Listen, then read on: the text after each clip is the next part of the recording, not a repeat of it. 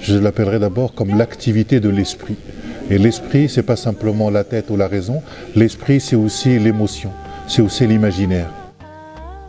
La spiritualité, c'est accueillir justement la vie, le monde, dans toute sa beauté et aussi dans tout ce qui peut être sordide, sachant qu'on est aimé et que Dieu nous soutient. Moi, je crois que la spiritualité, c'est se délier. C'est-à-dire, vous savez, la religion relie, c'est l'étymologie du mot religion, et la spiritualité délie. C'est-à-dire, c'est un travail de l'esprit qui permet d'être davantage soi-même et davantage relié aux autres. Je pense d'abord à la dimension du souffle.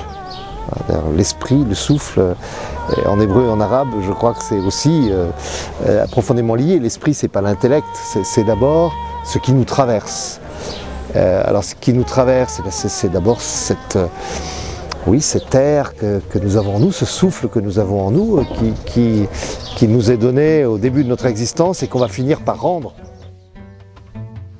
Quand on revient vers cette empreinte fondamentale qui est inscrite en nous et qui fait justement l'axialité de l'être et qui le fait élever vers les sphères supérieures, relève de cette sorte de spiritualité.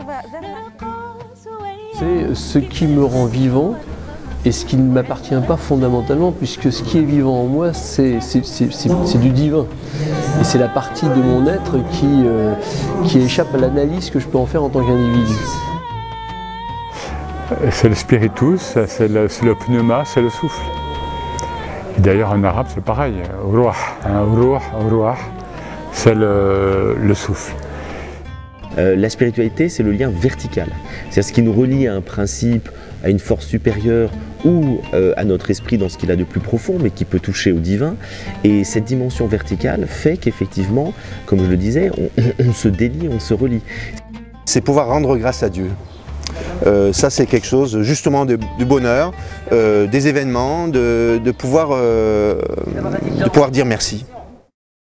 Nafs Magazine, deviens ce que tu es.